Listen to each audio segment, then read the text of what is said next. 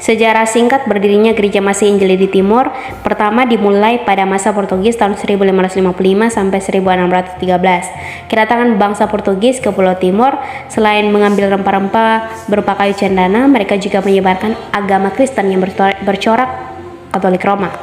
Dimulai dari Pulau Solor yaitu Livao dan Dili. Nah, order yang bertugas ialah Dominikan.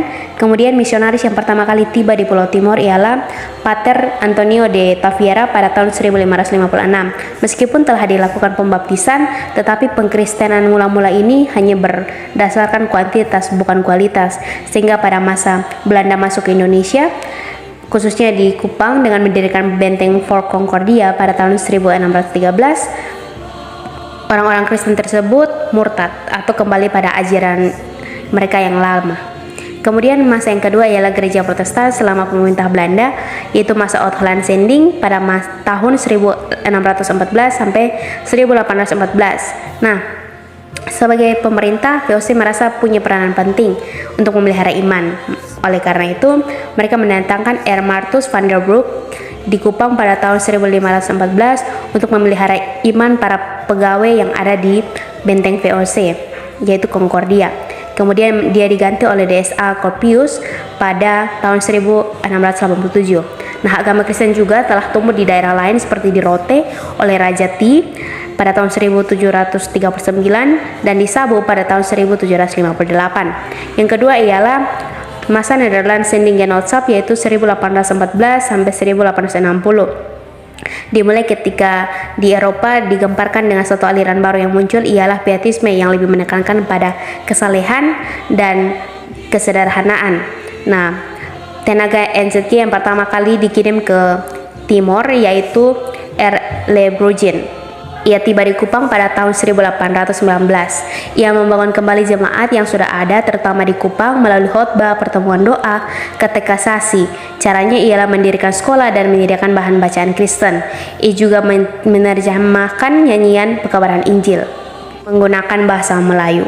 Kemudian yang ketiga ialah masa Indeskerk yaitu pada tahun 1860 sampai 1941. Gereja yang dibentuk ialah gereja negara. Jadi gereja bergantung sepenuhnya pada negara dalam segala hal. Pada akhir abad ke-19, Don Celar dan Jejenix mereka bekerja di Babau tahun 1874 sampai 1894. Kemudian DSJJ Legrand di Rote tahun 1890, kemudian ada di Alor tahun 1911 oleh D. William Blake. Kemudian di Pulau Timor sendiri, khususnya di Soe atau Kapan, dibawa oleh DS Middelkoop pada tahun 1922. Kemudian gereja pada masa pendudukan Jepang yaitu dimulai pada tahun 1942. Jadi gereja tidak lagi dibiayai para pelayan-pelayannya oleh pemerintah, tetapi mereka harus dibiayai oleh jemaat-jemaat sendiri. Artinya mereka dikembalikan kepada jemaat. Makanya pelayan mencari pekerjaan sendiri yaitu sebagai petani.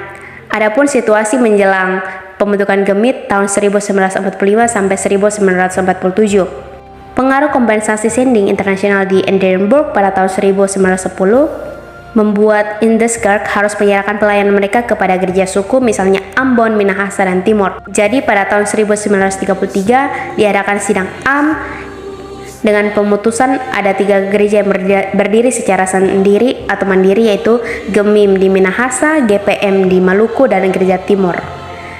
Pada tahun 1937, Komisi Konstitusi Persiapan Gereja Timor mulai melakukan pekerjaannya di Kupang oleh DSGP Lucer, yang kemudian dilanjutkan oleh DSE Ruxra pada tahun 1945. Ia memulai tugasnya dengan menyusun komisi untuk mempersiapkan sinode yang berdiri sendiri.